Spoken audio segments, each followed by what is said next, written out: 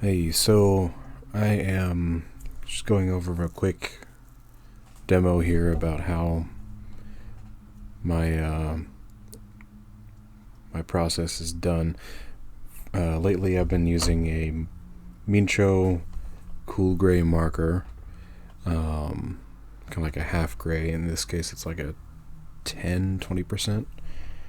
And I'll use this to lay out a silhouette as you're seeing right now.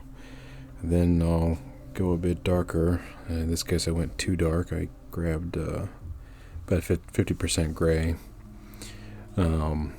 Quickly realizing that was a bit too much, and I went and grabbed something in between. Yeah, that helps to really bring out shape a little bit better without overdoing it.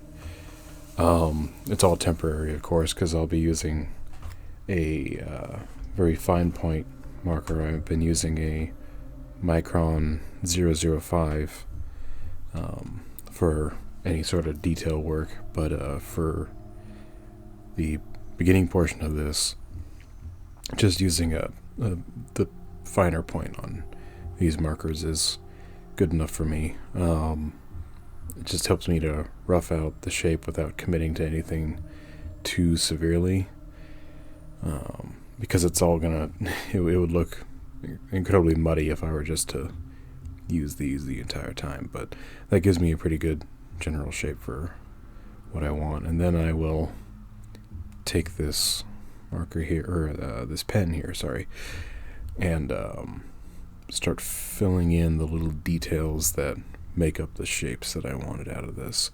And in some cases right here, I'm not using the pen underlay that I did as any sort of hard guide. I'll usually just sort of ignore that, or try to use it as shading for the details that I'm adding in here with this fine tip marker. We'll mention the guy on the left, the big robot there, that my thumb is currently covering up.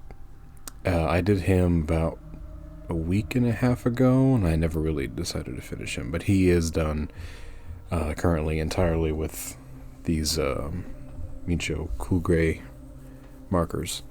I have not yet taken the pen to him, but I did like the idea of him being some kind of, guardian figure for this soldier dude.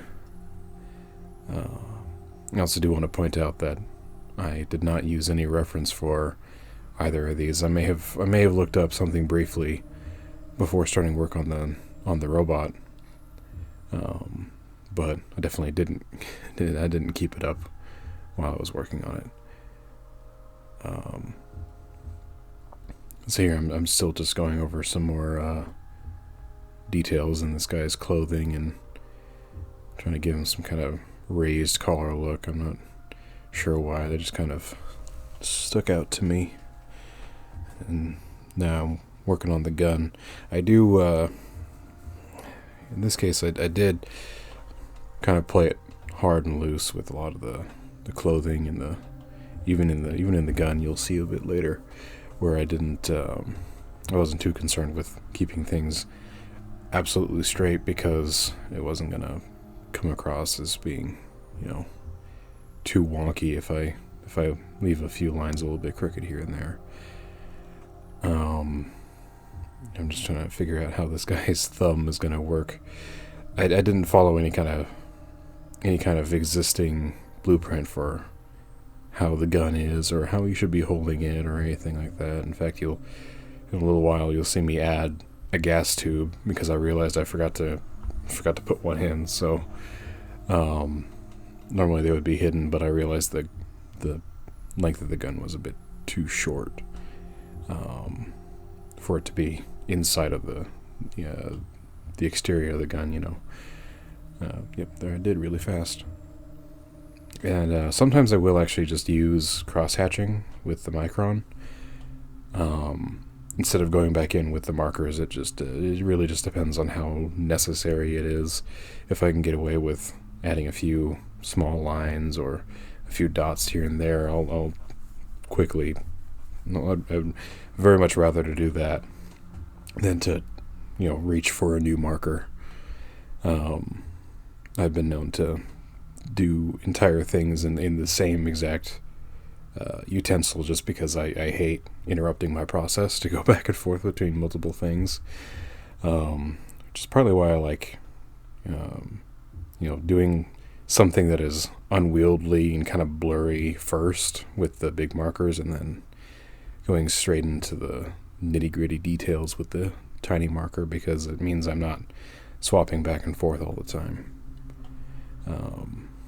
In fact, there were a few times here where I thought, maybe I could use the gray here to try to soften this up, or give it some more realistic lighting, more believable lighting. And I just never really bothered with it. You see, even on the backpack that I added there, it never receives any kind of shading. It just gets more of my pen strokes on it.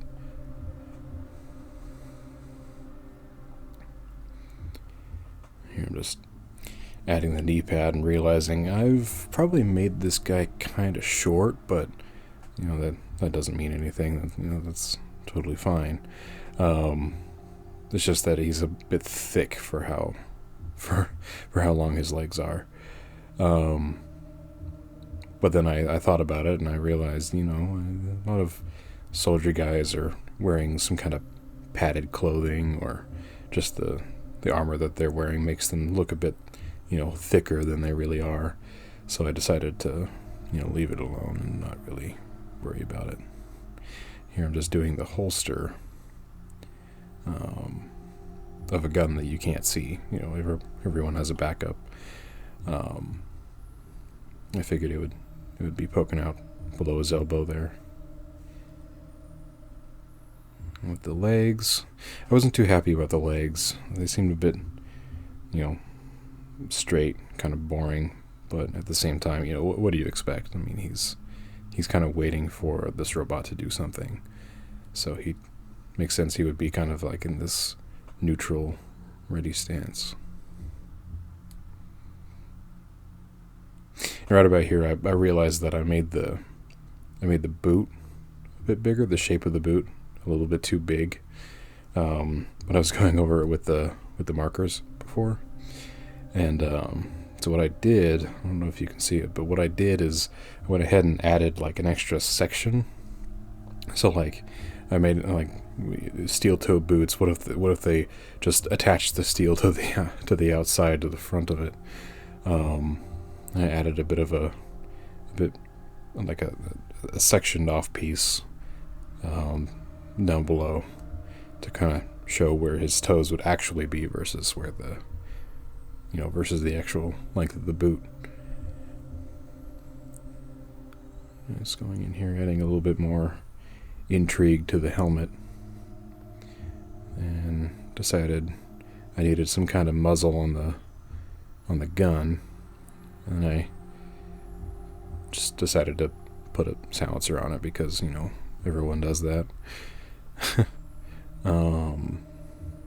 Here I was trying to make some more room for the gas tube would be, gas return tube.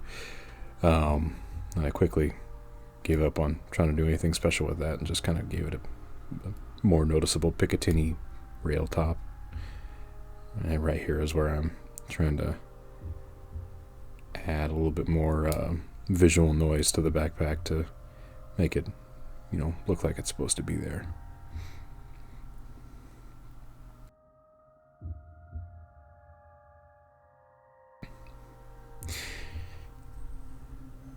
I think about here is when I realized that it's time to stop.